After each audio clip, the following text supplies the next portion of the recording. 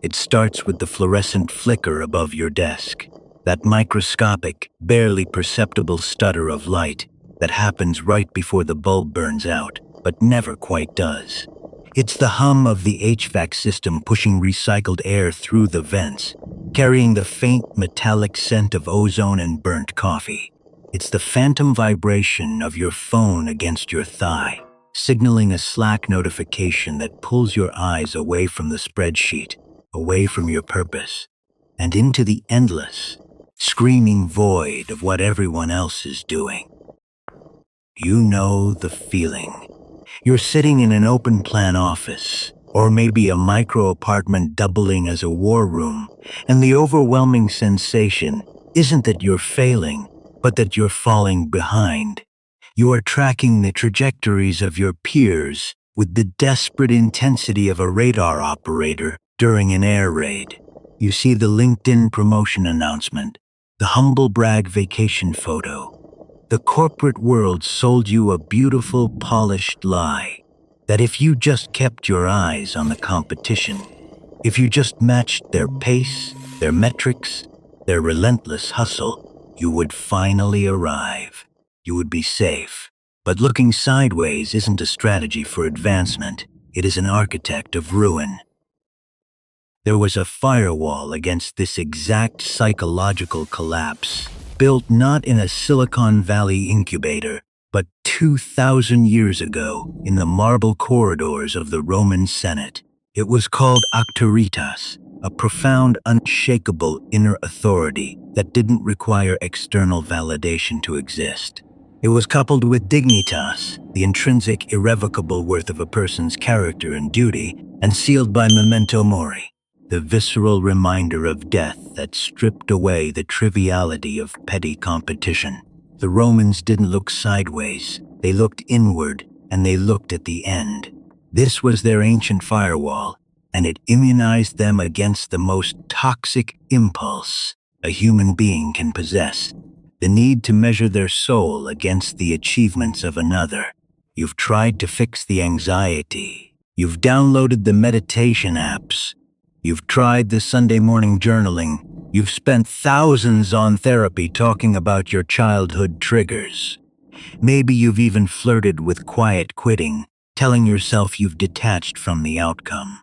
But none of it works. You know why? Because those are treatments for a symptom. They are aspirin for a brain hemorrhage.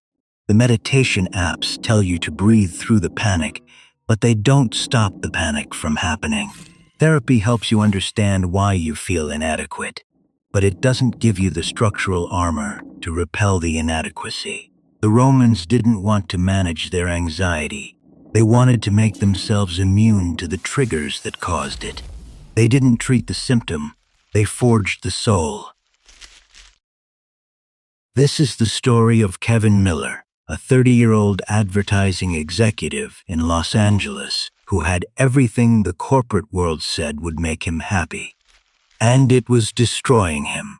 Kevin Miller's professional life operated at a frequency that no one else could hear, but he could never turn off. It was Tuesday, 3:14 p.m., on the 14th floor of a glass and steel mid-rise on Wilshire Boulevard. The air conditioning was set to a permanent 68 degrees, a temperature designed to keep the servers from overheating, leaving the human occupants reaching for overpriced cashmere sweaters. Who was Kevin in this ecosystem? He was the guy in the slim-fit charcoal suit, the one with the Mont Blanc pen clipped to a moleskine notebook he rarely opened, performing the role of an executive. What was he doing? He was staring at a competitor's campaign deck that had just gone viral, his jaw clenched so tight his molars ached. When did the numbness set in?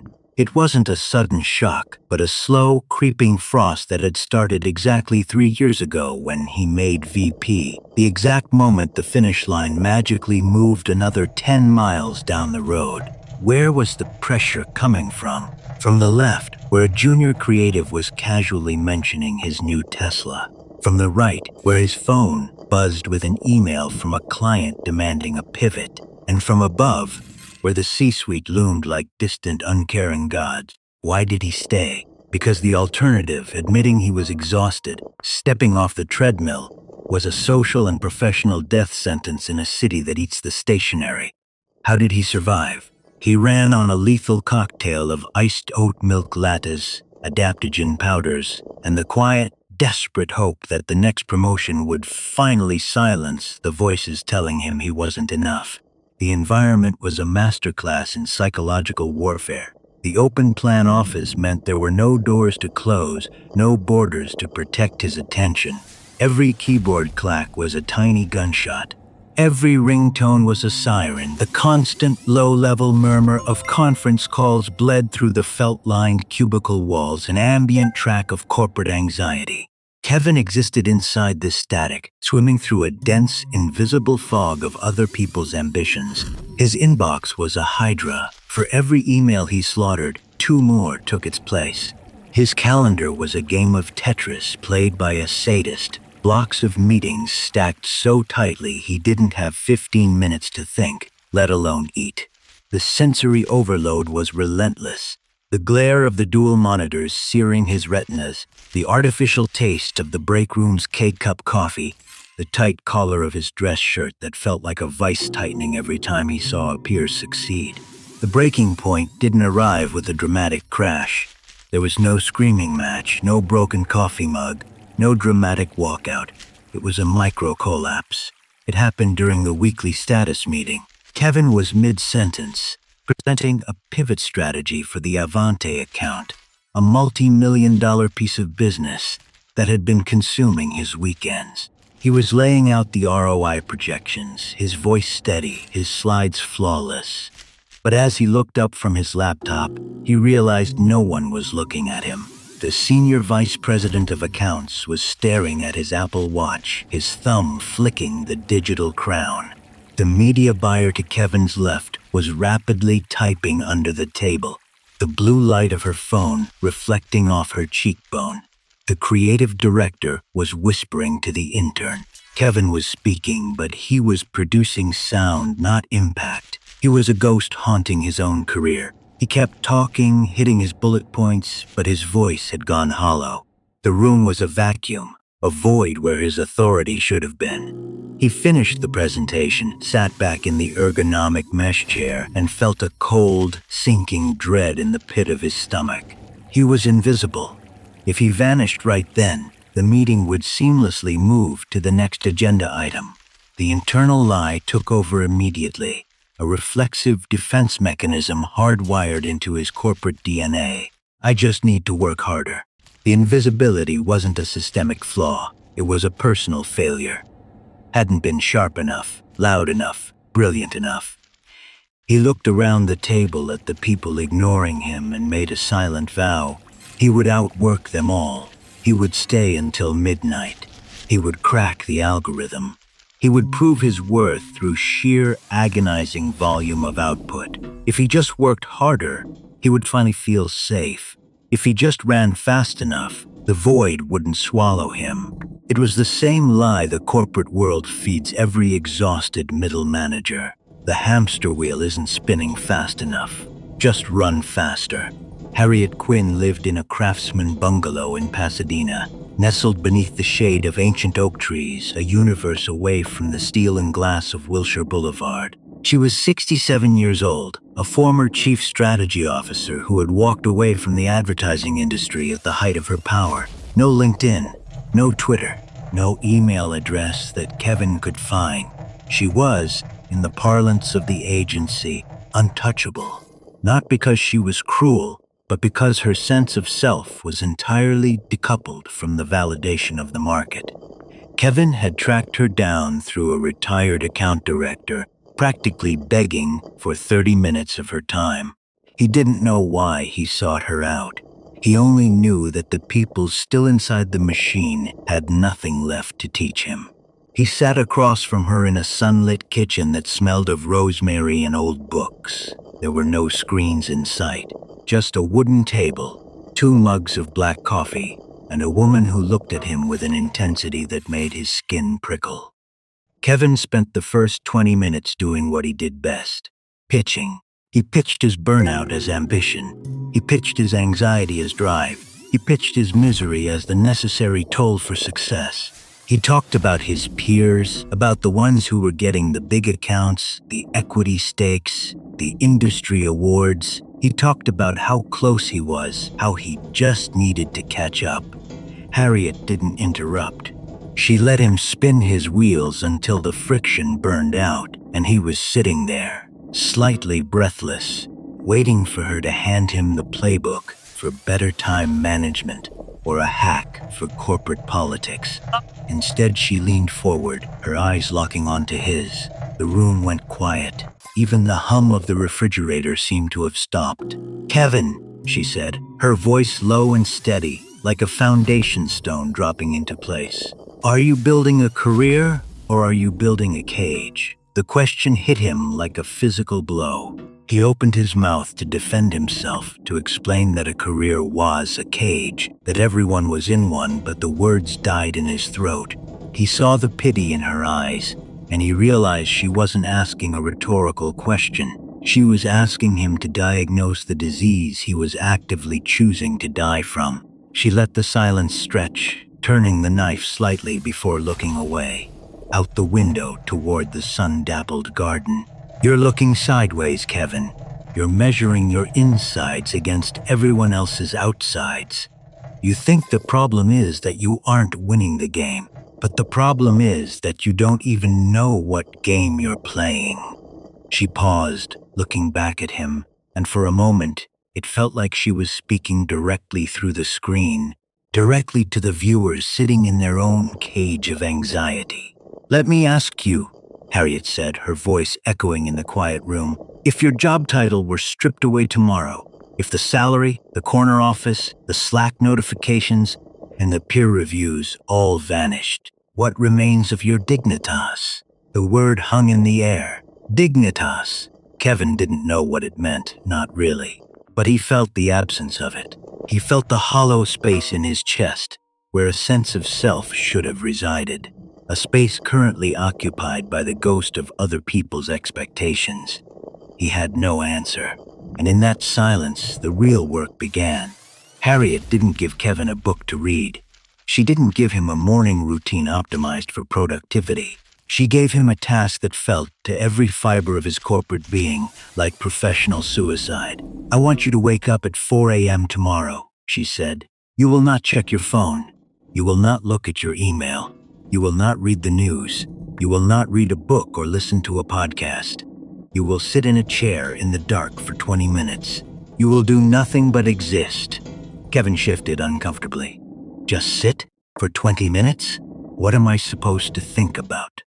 "You are not supposed to do anything," Harriet replied, her voice hardening. "That is the entire point. You are so addicted to doing, to producing, to reacting, that your brain has forgotten how to simply be. The Romans called this cultivating auctoritas. True authority doesn't come from how fast you respond to an email. It comes from the weight of your own presence. It comes from knowing who you are before the world tells you who you should be. You sit in the dark to remember that you exist independent of the market." It sounded absurd. It sounded like the kind of privileged spiritual bypass that only a retired executive with a paid-off mortgage could afford. But Kevin was out of options. The next morning at 4 a.m., his alarm screamed into the dark of his studio apartment. The instinct was immediate and violent. His hand shot out to grab his phone, to check the overnight emails, to see if the client in London had approved the copy. But he remembered Harriet's instruction. He left the phone on the nightstand. He walked to the living room, sat in the cheap IKEA armchair, and stared into the blackness. It was agonizing. The silence wasn't peaceful. It was deafening. His brain, starved of its usual dopamine hits, began to thrash. It threw phantom notifications at him, vibrations that weren't there. The mental image of his inbox filling up, the creeping terror that his peers were already awake, already grinding, already getting ahead. Every second felt like a betrayal of his ambition. He wanted to scream. He wanted to run. He wanted to check the Avante account metrics. But he sat. He endured the physiological withdrawal of his own comparison addiction. To understand why this was so excruciating, you have to look at the brain science. Kevin wasn't just experiencing a lack of stimulation. He was trapped in a neurological cortisol loop. In the modern office, every notification, every ping, every glimpse of a competitor's success triggers a microstress response. The amygdala, the brain's threat detection center, lights up, signaling that your status is under attack. This releases cortisol, the stress hormone, which puts your body in a state of fight or flight. But in the corporate world, you can't fight and you can't flee. You just sit there, absorbing the blows. This chronic cortisol spike damages the prefrontal cortex, the part of the brain responsible for executive function, logic, and long-term planning. It literally shrinks your ability to make rational decisions. Instead, you fall victim to the dopamine prediction error. You look sideways at a peer's success. Your brain predicts a reward. If I work harder, I'll get that too. You work harder, but the reward never matches the prediction. The gap between what you achieve and what you feel you should achieve based on others widens, creating a perpetual state of inadequacy. The loop is self-sustaining.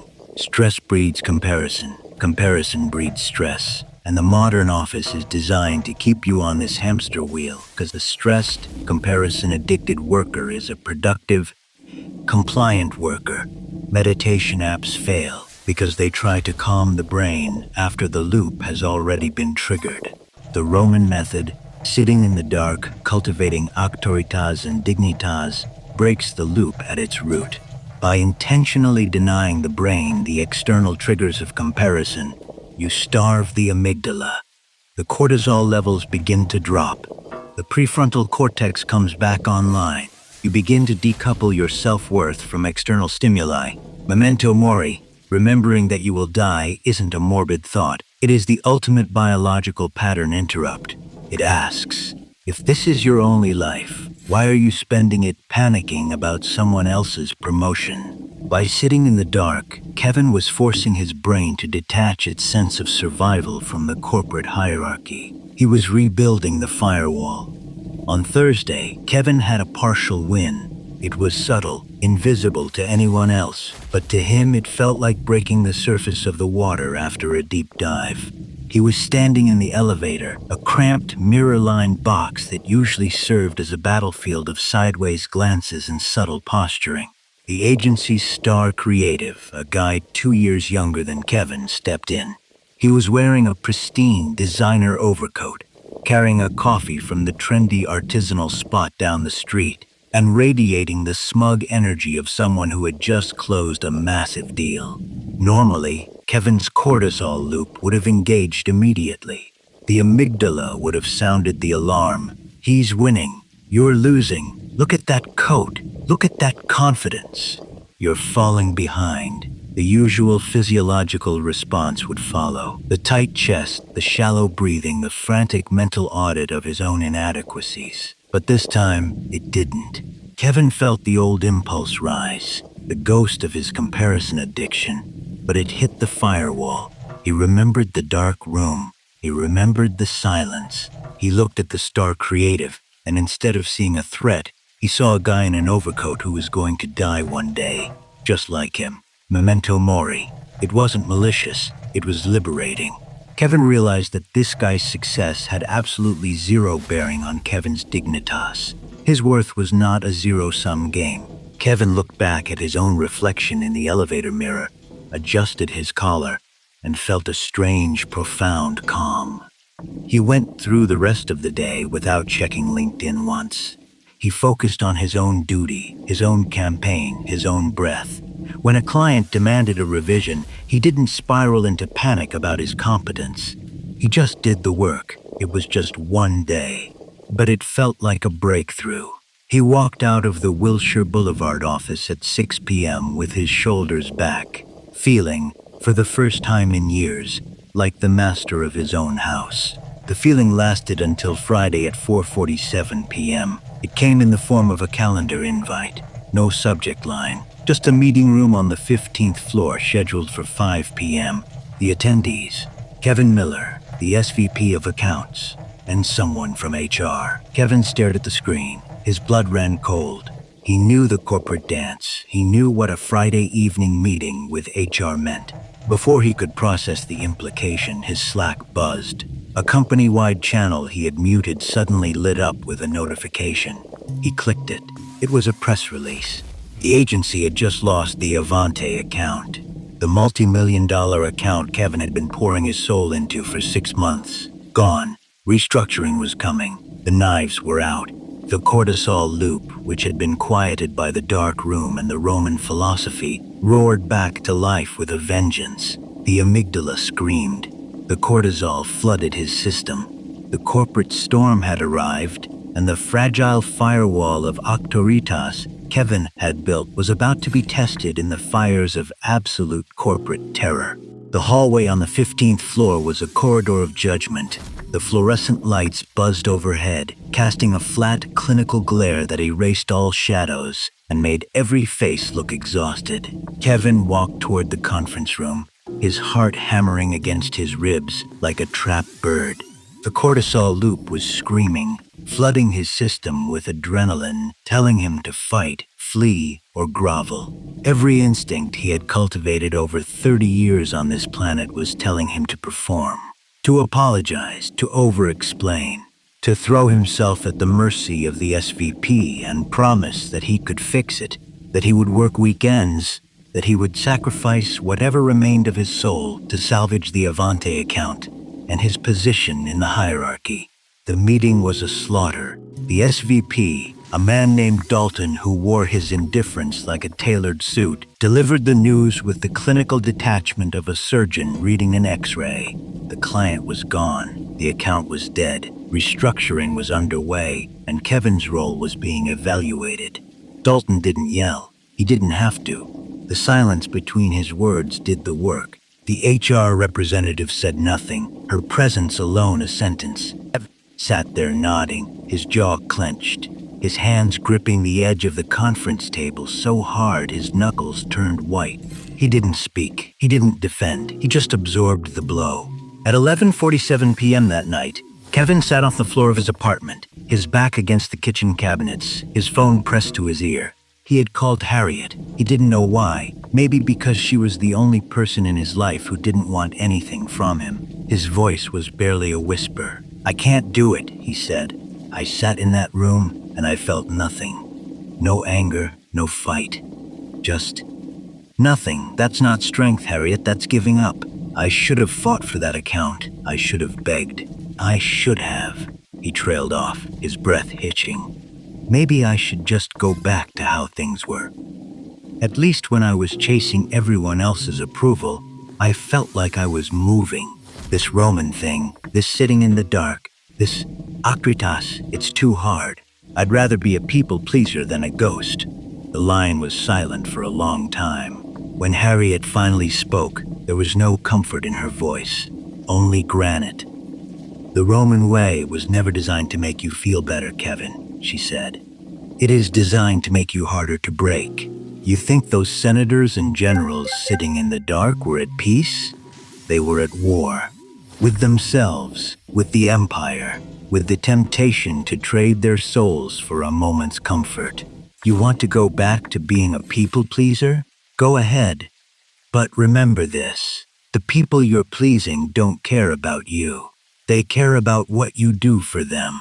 The moment you stop performing, they will discard you. You saw that today.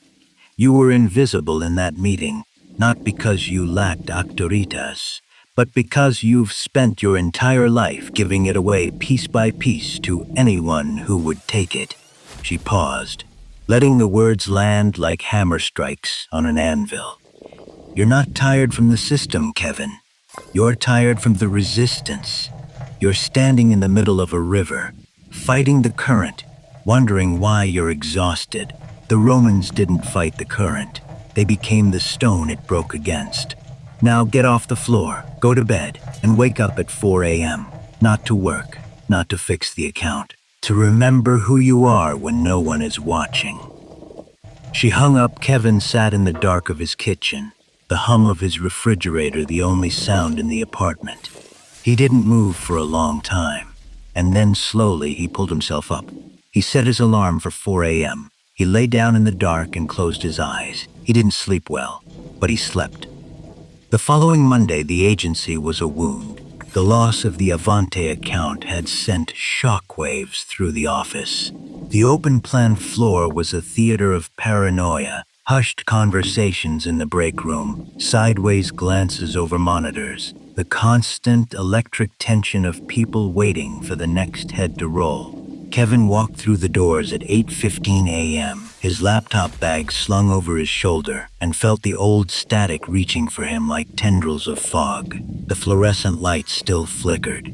The HVAC still hummed its tuneless drone. The phantom phone vibrations still pulsed against his thigh. But something was different. He was different. The test came at 10 a.m., an emergency all-hands meeting for the creative and strategy teams. The SVP, Dalton, stood at the head of the conference table, his sleeves rolled up, performing the role of the wartime leader. He laid out the grim reality. 2 more clients were reassessing their relationship with the agency. Budgets were being slashed, and he needed a volunteer to lead a pitch for a new piece of business, a mid-tier health and wellness brand that was, by all accounts, a step down from the glamorous accounts Kevin used to chase. "I need someone to own this," Dalton said, his eyes scanning the room. "It's not sexy, it's not Avante, but it pays the bills. Who wants it?" The silence was deafening. Every person in that room was doing the same calculus Kevin was doing. If I raise my hand, I'm admitting I have nothing better. I'm signaling that I'm at the bottom. My peers will see me as the guy who got demoted to the scrap pile. Kevin could feel the cortisol surge, the old programming kicking in. "Wait, let someone else go first. See what the room does. Don't be the eager one. Don't be the desperate one." But then something else surfaced. A memory of the dark room, the silence, the stone. Auctoritas. He wasn't thinking about the room. He wasn't thinking about his peers. He was thinking about the duty in front of him. The Romans didn't choose the glorious battle. They chose the battle that needed fighting. This was his post. This was his obligation. Not to Dalton, not to the agency, but to himself. Kevin raised his hand. He didn't raise it eagerly, like a schoolboy desperate for the teacher's approval. He raised it slowly, deliberately, his arm extending with the weight of a man who had made a decision and was prepared to own the consequences. He didn't speak first. He didn't fill the silence with justifications or caveats. He simply raised his hand and held Dalton's gaze. "Okay, Miller, it's yours," Dalton said, a flicker of something, surprise, maybe respect, crossing his face before he moved on to the next agenda item. But the real metamorphosis wasn't in the raised hand. It was in what Kevin did next. When the meeting ended, the room erupted into the usual posturing. People clustered around Dalton, offering unsolicited insights, laughing a little too loudly at his jokes, performing their loyalty. Kevin stood up, gathered his notebook, and walked out. He didn't linger. He didn't try to catch Dalton's eye for a nod of approval. He didn't seek validation from his peers for taking the Ugly account. He walked back to his desk, sat down, and opened a new document. He began to work. The physical sensation of withholding the need for validation was unlike anything Kevin had ever experienced.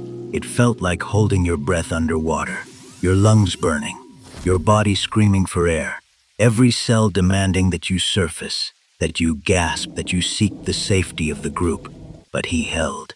He felt the burn in his chest, the tightness in his throat, the overwhelming urge to look around and see if anyone was noticing his composure, his authority. And he denied it. He fed himself his own oxygen. He validated his own existence. From a neuropsychological perspective, what Kevin was doing in that conference room was nothing short of brain surgery on himself. Every time he felt the impulse to seek approval and chose to withhold it, he was engaging in what neuroscientists call self-directed neuroplasticity. The amygdala, that primitive threat detection center, was firing its usual signal. Danger, status threat, perform or be cast out. But Kevin's prefrontal cortex, strengthened by the discipline of his 4 a.m. sits, was overriding the signal. He was consciously choosing a new response. And every time he made that choice, a new neural pathway was formed. The old pathway, the people-pleasing, comparison-driven, cortisol-soaked highway, began to atrophy from disuse. The new pathway, the path of auctoritas, of inner authority, grew stronger with every repetition. This is the identity vote. Every time Kevin stayed calm during a corporate fire, every time he chose duty over approval, he was casting a vote for the person he wanted to become. He was telling his brain, this is who we are now, not the reactor, not the pleaser, the stone. And the brain, that magnificent, adaptable machine, listened. It rewired itself. The cortisol loop didn't disappear overnight, but its grip loosened. The volume of the static was dialed down. Kevin was becoming neuron by neuron the architect of his own mind. Over the next 2 weeks, Kevin applied the system with a relentless, almost obsessive discipline. He woke at 4 a.m. and sat in the dark. He walked into the office and treated every interaction as a training ground for dignitas. When a colleague took credit for his idea in a brainstorm, Kevin didn't erupt. He didn't sulk. He simply stated calmly and without malice, I'm glad you expanded on my concept. Here's the next phase. He reclaimed his authority without aggression, without posturing. He just stated the truth and moved on. When a client sent a blistering email at 9 p.m., he didn't respond immediately, desperate to prove his responsiveness. He waited until the morning when his prefrontal cortex was fully online and his response was measured, strategic, and devoid of the anxious need to appease. He focused on the health and wellness brand. He didn't compare it to Avante. He didn't lament the step down.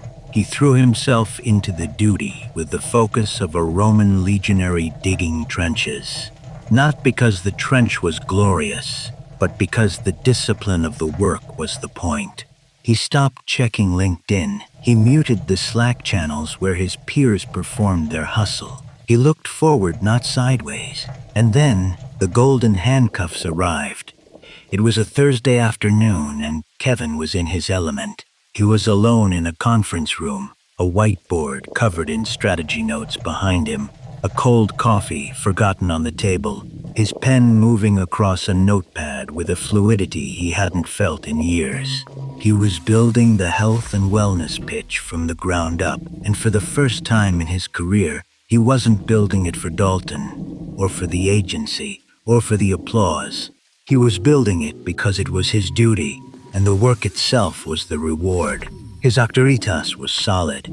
His dignitas was intact. He felt for the first time in his adult life like a man who had found his post and was holding it. The door opened. It was Dalton. Kevin, got a minute? Dalton sat down across from him, and for the first time his demeanor was different. The practiced corporate mask slipped, replaced by something that looked almost genuine. He leaned forward, his hands clasped on the table. I'll be straight with you. The agency is in trouble. We lost 2 more accounts this week. The partners are talking about cuts. But, he paused as if weighing his next words carefully. I've been watching you. The last couple of weeks, something's changed. You're different. You're steady. The health and wellness pitch is actually good. Really good. And I want to give you a shot. Kevin looked up from his notepad, his expression neutral. I'm offering you the Senior Vice President of Strategy role.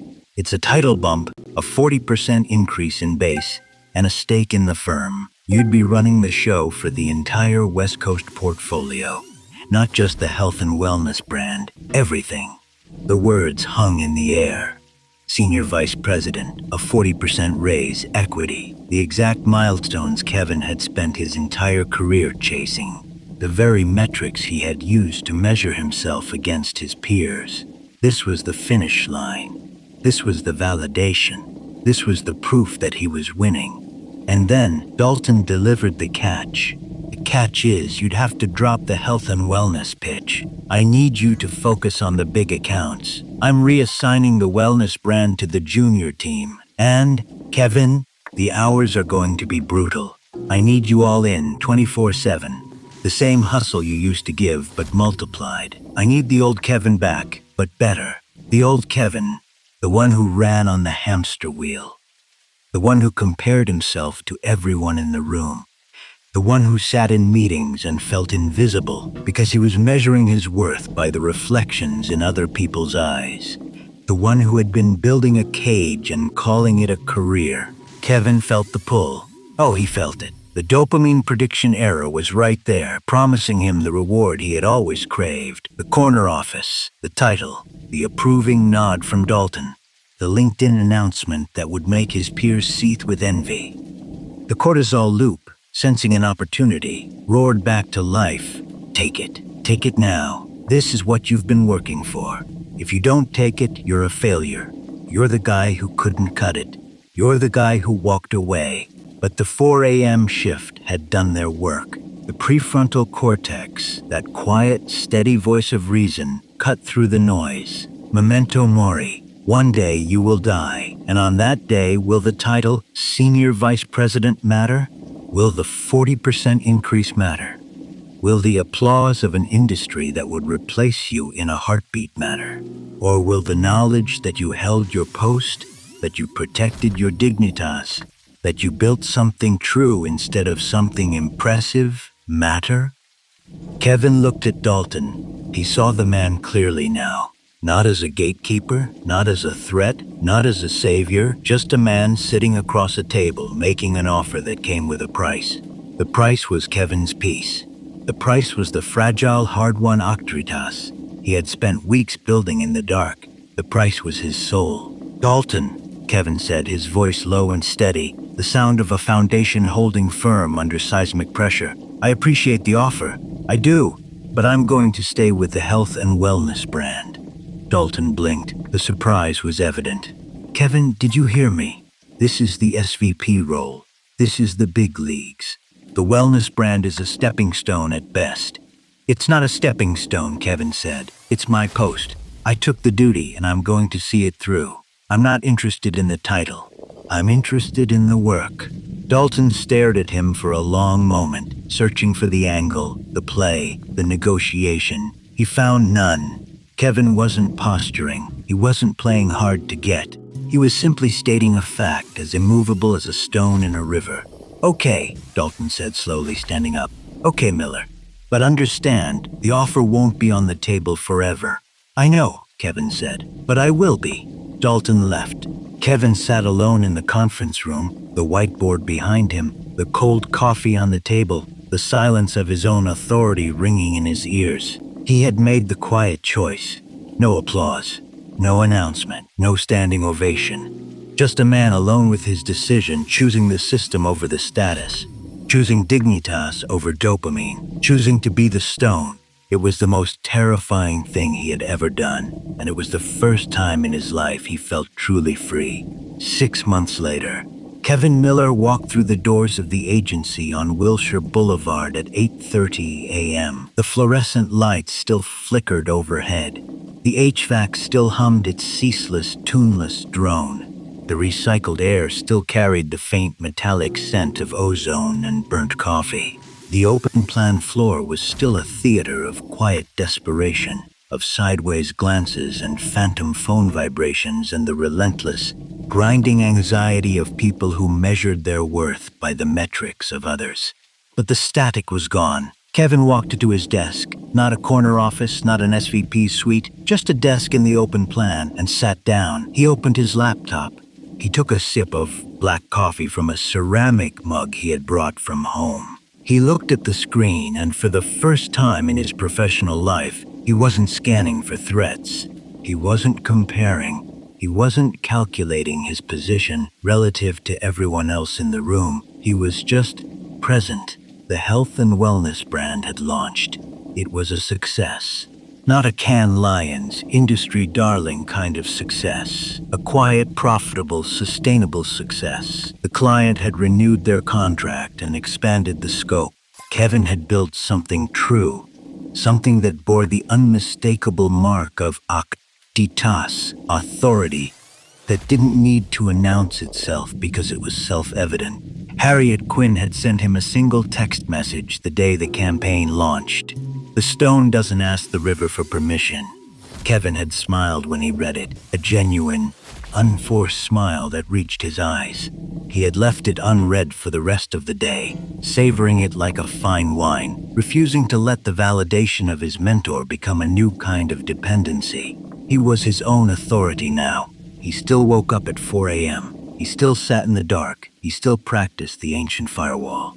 Some days were harder than others. The cortisol loop never fully disappears. It waits like a predator in the tall grass for a moment of weakness, a moment of comparison, a moment of doubt. But Kevin was vigilant. He held his post. He looked forward, not sideways. He remembered that he would die, and in that memory he found the freedom to truly live. He was stone and flame, unmoving in his principles, burning with purpose. The office churned around him, the promotions, the firings, the restructuring, the endless parade of corporate drama. But he stood apart from it. Not above it, not beneath it, but apart from it. He operated within the system, but he was no longer of the system. He was a man who had reclaimed his dignitas, and no SVP title, no 40% raise, no LinkedIn notification could ever take it from him. And now, the question turns to you. You didn't click this video to watch a story about a 30-year-old advertising executive in Los Angeles. You clicked it because you're tired. You're tired of the cage. You're tired of measuring your insides against everyone else's outsides. You're tired of the cortisol loop, the phantom phone vibrations, the Sunday night dread, the fluorescent lights that feel like they're burning a hole in your skull. You've tried the meditation apps. You've tried the therapy. You've tried quiet quitting. And none of it worked because none of it addressed the root. You have given your auctoritas away. You have allowed the market, the algorithm, the SVP, the peer group, and the invisible audience to define your worth. The Roman system is open. Auctoritas, inner authority that doesn't require external validation. Dignitas, intrinsic worth that cannot be taken from you. Memento mori, the reminder of death that strips away the triviality of comparison and focuses you on your own duty. This isn't a hack. It isn't a shortcut. It is a discipline. It requires sitting in the dark when every fiber of your being screams for distraction. It requires holding your post when the world tempts you with golden handcuffs. It requires choosing the quiet choice over and over again until the neural pathways rewire and the static fades. The first step isn't a new job. It isn't a promotion. It isn't a corner office. The first step is a new mindset. Wake up tomorrow. Sit in the dark. Don't check your phone. Don't check your email. Don't look sideways. Just sit and remember who you are when no one is watching. That is where your auctoritas lives. That is the foundation you build on. And from that foundation, you can withstand any storm the corporate world throws at you. You can be the stone in the river. In the comments below, I want you to do one thing. Tell me, what is the one corporate rule you're ready to break? Is it the rule that says you must respond to emails within 5 minutes? Is it the rule that says your worth is defined by your title? Is it the rule that says you must always be available, always be performing, always be comparing? Name it. Write it down. Because the moment you name the rule, you break its power over you. The moment you choose to stop looking sideways, you start looking forward. And forward is the only direction that matters.